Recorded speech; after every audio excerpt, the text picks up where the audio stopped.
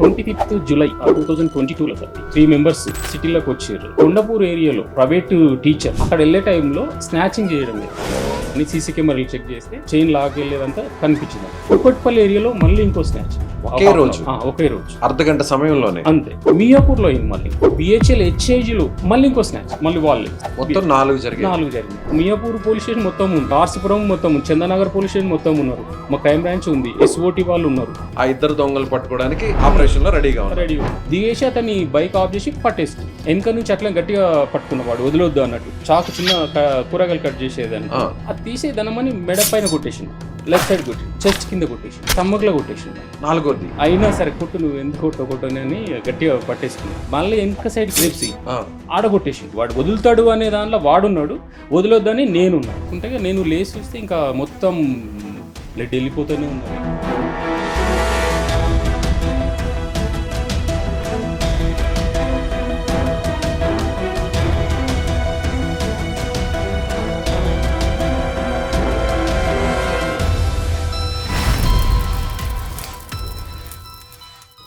మన దేశంలో ఇటీవల జరిపిన అధ్యయనాల ప్రకారం 60 ఏళ్ల వయసు దాటిన వారిలో చాలామంది మోకాళ్ళ సమస్యలతో బాధపడుతున్నారు. అందులో మోకాళ్ళ చిప్పులు అరిగిపోయి చాలామంది సర్జరీకి వెళ్తున్నారు. అయితే సర్జరీయే దిక్కు అనుకునే వారికి ఎపియాన్ పెయిన్ క్లినిక్ ఒక శుభవార్త చెప్పింది. ప్లాస్మా థెరపీ ద్వారా ఈ సమస్యకు చెక్ పెడుతుంది. సో ఇమీడియట్గా ఈ సమస్యతో బాధపడేవారు ఈ కింద నెంబర్కు కాల్ చేయండి. నమస్తే, నేను విజయ్. ఒక హెడ్ కానిస్టేబుల్ నా ముందున్నారు. ఆయనకు అందులోనూ ప్రెసిడెంట్ ఆఫ్ ఇండియా మెడల్ కూడా వచ్చింది. అదే గారు, ముందు మీకు హ్యాట్స్ ఆఫ్ చెప్పాలండి. Thank you sir. జనరల్ గా ఒక దెబ్బ తగిలితేనే ఎవరు తట్టుకోలేము. అలాంటిది దొంగ మీ ఒంటి మీద 7 కత్తిపోట్లు పొడిచినా కూడా అతన్ని వదిలిపెట్టకుండా అలాగే పట్టుకొని తీసుకొచ్చి పోలీస్ స్టేషన్లో హ్యాండ్ ఓవర్ చేశారంటే ఎలా సాధ్యం అండి అది? మనిషి తలుసుకున్నప్పుడు ఏదైనా సాధ్యమే సార్, సాధ్యం కాదనేది ఏం లేదు. దాన్ని ఒక చేజ్ చేయాలి, ఖచ్చితంగా పట్టుకోవాలనే తపనతోటి చేసిన కాబట్టి అది అట్లా సాధ్యమైంది. ఎందుకు ఆ ఇన్సిడెంట్ జరిగింది డీటెయిల్ గా చెప్పగలరా? 25th July 2022లో సార్ ఇది 3 మెంబర్స్ సిటీలోకి వచ్చారు. ఫస్ట్ డే 25th రోజు ఆల్మోస్ట్ 3:30 ఆ టైంలో కొండపూర్ ఏరియాలో వాళ్ళు పోతుంటే ఒక టీచర్, ప్రైవేట్ టీచర్ ఇంటికి వెళ్తుంది, స్కూల్కి అక్కడ దగ్గరలో ఉన్నదని. అక్కడ వెళ్ళే టైంలో ఈ 3 వ్యక్తులు వచ్చి స్నాచింగ్ చేయడం జరిగింది. బైక్ పై నుంచి లాక్ వెళ్ళాలి. ఓకే, వాళ్ళు పోలీస్ స్టేషన్కి చెప్పి కంట్రోల్కి పెట్టే వాళ్ళకి వాళ్ళు మాకు ఇంటిమేషన్ ఇస్తారు. ఓన్లీ మరి క్రైమ్ బ్రాంచ్ కాబట్టి మాకు కూడా వస్తుంది. అన్ని సీసీ కెమెరాలు చెక్ చేస్తే ఒక బైక్ పైన 3 వ్యక్తులు వచ్చారు, చైన్ లాక్ వెళ్ళేదంతా కనిపించింది అన్నట్టు. కనిపిస్తే మా టీం అందరూ వేరే అలర్ట్ అయ్యి ఉంటుంది. అప్పటికి హాఫ్ అన్ అవర్ అయినాక కుక్కట్పల్లి ఏరియాలో మళ్ళీ ఇంకో స్నాచింగ్ ఒకే రోజు అర్ధగంట సమయంలోనే అంతే. ఓకే, ఫస్ట్ జరిగిన incident Kondapur. Second incident Kukatpally. చూసి అక్కడ సీసీ కెమెరాలు అవన్నీ చెక్ చేస్తుంటే సేమ్ బైక్, సేమ్ వ్యక్తులు వాళ్ళే. సాయంత్రం పూట డేలే కదా స్నాచింగ్స్ అన్ని. ఈవినింగ్ టైం లోనే జరిగింది. ఈవినింగ్ హాఫ్ అన్ అవర్ వరకు చూస్తున్నాము. మియాపూర్ లో అయింది మళ్ళీ. ఒకే బైక్, 3 వ్యక్తులు సేమ్. మళ్ళీ అక్కడ పోయి చూస్తే సేమ్ బైక్ పైన వచ్చిండ్రు, సేమ్ అన్ని స్నాచ్ మళ్ళీ అయింది. అక్కడ ఒక టీం పోయి వాళ్ళు మళ్ళీ చెక్ చేసుకుంటున్నాం. ఇంకో జర ముందు అలా అలర్ట్ అయిపోయారు. ఇంకొక హాఫ్ అన్ అవర్ 6 అట్లా అవుతుంటుంది. బిహెచ్ఎల్ హెచ్ఐజీలో మళ్ళీ ఇంకో స్నాచ్, మళ్ళీ వాళ్ళే సేమ్. అక్కడ పోయి మళ్ళీ మొన్నలు పోయి చెక్ చేసుకొని చూస్తే సేమ్ గచ్చిబౌలి, కుకట్పల్లి, మియాపూర్, ఆర్సిపురం ఏరియాది మొత్తం 4 జరిగినాయి ఆ రోజు. కేవలం 1 గంట 2 గంటలు అంతే. మేము అట్లే మళ్ళీ అరే ఇట్లు ఒక్కరోజు 4-5 కానీ ఇట్లా ఎక్కువ చేసిండ్రు అంటే బయట గ్యాంగ్లే ఉంటాయి, వేరే రాష్ట్రాల నుంచి వచ్చినటువంటి దొంగలు వాళ్ళే ఉంటారు, మన లోకల్ అంత చెయ్యరని. దాంతో ఇక్కడ నుంచి వాళ్ళు అటు పోతున్నారు అంటే పటంచేరు రూట్ అటు వెళ్తున్నారు అనే ఉద్దేశంతో అట్లా కెమెరా చూసుకుంటే పోయినాం. స్వీట్ ఆర్ట్ హోటల్ ఉంటుంది సార్ పటంచేరు అవతల, అక్కడ వరకు పోయినాం. పోయి ఫుల్ వర్షం నడుస్తుంది. అక్కడ హోటల్ జర అడిగి ఓపెన్ చేసుకొని చూసినాం అన్నట్టు. ఇక 3 అయిపోయింది కదా, రేపు మార్నింగ్ స్టార్ట్ చేద్దామండి, మళ్ళీ ఇంకెక్కడ పోయింది ఇంకా చూద్దామని వెళ్ళిపోయినాం. ఆ సార్లు కూడా ఉండే ఎంట. వెళ్ళిపోయి సేమ్ 9 మార్నింగ్ 9 o'clock మళ్ళీ సేమ్ వెళ్ళిపోయినాం ఆ ప్లేస్కి. అక్కడ నుంచి స్టార్ట్ చేసినాం. కూకట్పల్లి ఏరియాలో కృష్ణ అని కానిస్టేబుల్ ఉంటుంది. కృష్ణ అనేది అక్కడ డ్యూటీకి అతను అక్కడనే వచ్చేది. ఆయన కూడా వస్తుంటే బొల్లారం ఎక్స్ రోడ్ ఉంటుంది మియాపూర్. ఆ ఎక్స్ రోడ్ దగ్గర ఆ ట్రాఫిక్లో సేమ్ బండి వ్యక్తులు ఇద్దరు కలిసి, నిన్న 3 ఉన్నారు కదా, సేమ్ ఉన్నదని ఇట్లా అనిపిస్తుంది. అంటే మేమేమన్నాం, ఫస్ట్ అప్పుడే కన్ఫర్మ్ చేసుకోకు, పోలీస్ స్టేషన్కి పోయి కెమెరాలు చూడాడా సేమా కాదా తెలిసిపోతుందని చెప్తే ఆ అబ్బాయి పోయి కెమెరాలు చూస్తుండు. లైవ్ లో చూసాడు ఆయన. ఆ, ఆయన కళ్ళ ముందు అదే బైక్ ఇద్దరు వ్యక్తులు పోతుందని లైవ్ లో చూసాడు. చూశాడు. చూస్తే నువ్వు అదేనా మనం కన్ఫర్మ్ చేసుకుందాము ఒకసారి పోయి కెమెరాలు చూడు అని పోలీస్ స్టేషన్ పోమంటే పోయి అక్కడ చెక్ చేస్తున్నాడు. అదే టైంలో మియాపూర్లో ఇంకో స్నాచింగ్, వెంటనే స్నాచింగ్. మళ్ళీ వాళ్ళు పోలీస్ స్టేషన్కి వచ్చి వాళ్ళు సార్ ఇట్లా మాది స్నాచింగ్ అయింది అంటే కల్లా సేమ్ ఇక్కడ చూసి ఆ కెమెరాలు అక్కడ ఏరియాలో కెమెరాలు చూసి సేమ్ డ్రెస్ కూడా చేంజ్ చేసుకోలేరు వాళ్ళు. ముందు రోజు ఏ డ్రెస్ వేసుకున్నారో మరుసటి రోజు కూడా అదే డ్రెస్లు ఉన్నారు అన్నట్టు. అరే నిన్నటి డ్రెస్ సేమ్ ఇవే కదా వాళ్ళే ఖచ్చితంగా అని చెప్పి మళ్ళీ కంట్రోల్ నుంచి కాల్ చేసారు. వీళ్ళు కూడా సేమ్ నిన్న చేసారు, ఇంకెక్కువ చేయొచ్చు అని అందరు అలర్ట్ ఉండాలని చెప్పి మొత్తం ఆఫీసర్లు అందరూ వచ్చేసారు. మొత్తం డిపార్ట్మెంట్ అంతా అలర్ట్ ఉన్నారు. ఇక్కడ ఏరియాలో ఎవరెవరు ఎంత ఉన్నారు, ఆల్మోస్ట్ మియాపూర్ పోలీస్ స్టేషన్ మొత్తం ఉంది, ఆర్సపురం మొత్తం, చందనగర్ పోలీస్ స్టేషన్ మొత్తం ఉన్నారు, మా క్రైమ్ బ్రాంచ్ ఉంది, SOT వాళ్ళు ఉన్నారు. ఆ ఇద్దరు దొంగలు పట్టుకోవడానికి ఆపరేషన్ లో రెడీగా ఉన్నారు. అట్లా మేము కొద్ది ముందుకు వచ్చినాక BHL సర్కిల్ దాటిందంటే గుడి ఉంటుంది, గండమ్మ తల్లి గుడి. అక్కడ నేను, రవి, దివేష్ అని ముగ్గురం ఉన్నాం అక్కడ.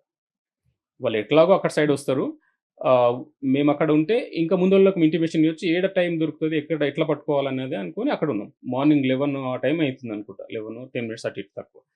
ఆ టైంలో ఈ రవి దగ్గర నుంచి ముందుకు పాస్ అయిపోయారు.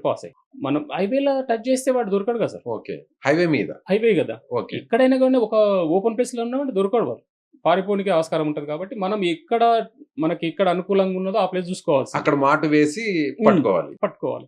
అట్లని రవి చెప్పేటాక మేము ముందుకున్నాం. మా దగ్గరికి రావాలంటే ఒక 2-3 minutes రావాలి అతను. అక్కడికి ఒక 10 minutes అయింది, రాలే.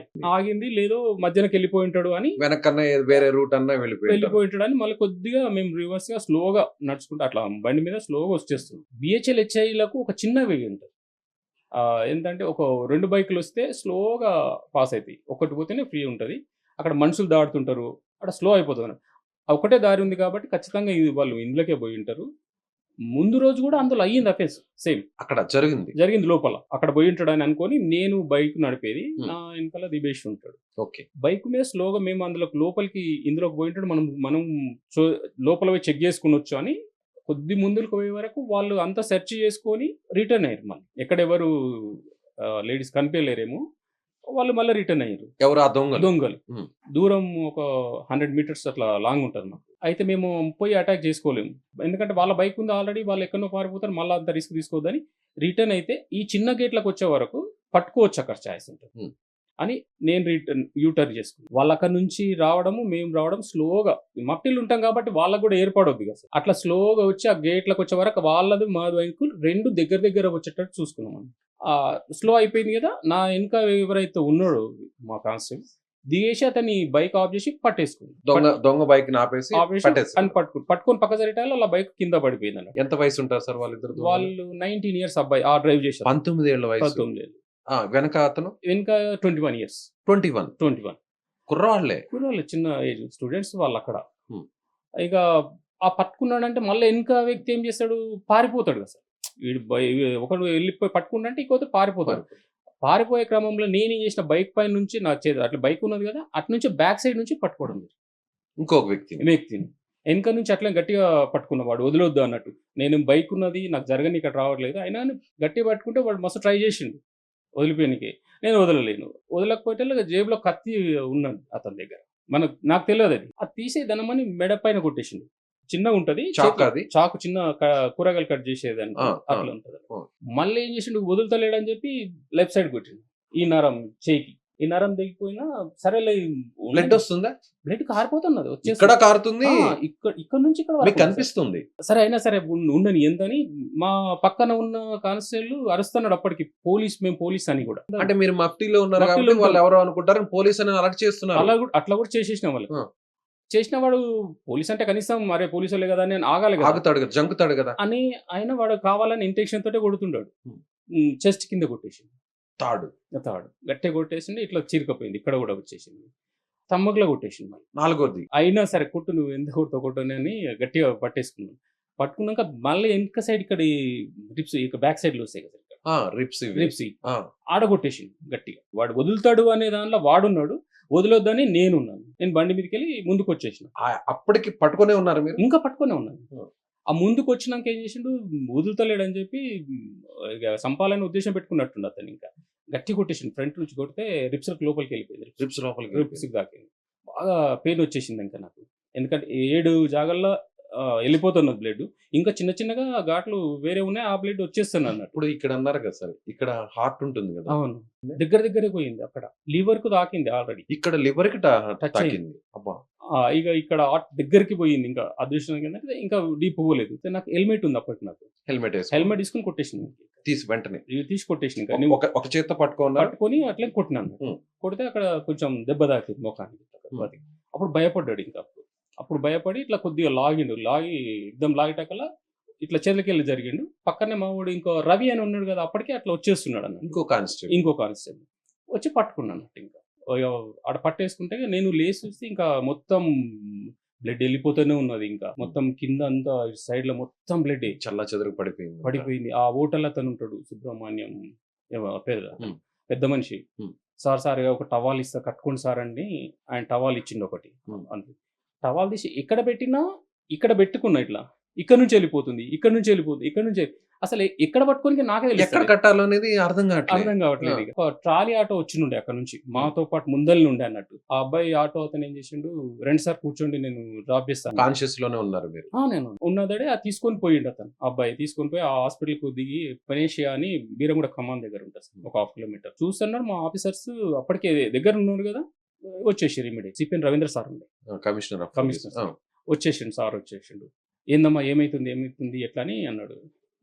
బ్రీతింగ్ ప్రాబ్లమ్, కమిషనర్ దాకా వెళ్ళిపోయింది విషయం. బ్రీతింగ్ ప్రాబ్లమ్ స్టార్ట్ అయింది సార్ నాకు ఇట్లా అంటే ఇమీడియట్లీ అంబులెన్స్ పెట్టేసేయండి, ఇది ఇక్కడ కాదు ట్రీట్మెంట్, ఇమీడియట్లీ మనం మంచి హాస్పిటల్ తీసుకుపోదామని చెప్పి అంబులెన్స్ పెట్టి ఏఐజీ హాస్పిటల్ షిఫ్ట్ చేసి మాదాపూర్. ఆడికి పోయే వరకు 3 అయింది. మళ్ళీ స్కూల్లో ఉన్న తెలిసింది. అక్కడ డాక్టర్ వాళ్ళు మేడం వచ్చిండే, చిన్న సర్జరీ చేస్తారులే, చిన్నగా అన్నది. చిన్న సర్జరీ అంటే మేడం మరి పెయిన్ ఉంటది కదా, మరి మీరు అట్లా చిన్నగా అంటే మన అంటే అది ఏం నీకు తెలియదు, 2 నిమిషాల్లో అయిపోతుంది నీకు ఎందుకు అని అన్నది. అదొకటి జ్ఞాపకం ఉంది. ఇంకా స్కూల్లోకి వచ్చినా ఇట్లనే లేచి కూర్చుంటే ఒక అమ్మాయి ఉంది ముందు, నర్సులు వాళ్ళు ఉంటారు కదా, నేను ఒక ఫోన్ ఇస్తారు అమ్మ మాట్లాడుతూ ఉంటానన్న. ఇప్పుడు ఎందుకు సార్ అన్నది, లేదు ఇంటికి ఒకసారి మాట్లాడాలి. ఇంట్లో వాళ్ళు గుర్తొచ్చారండి?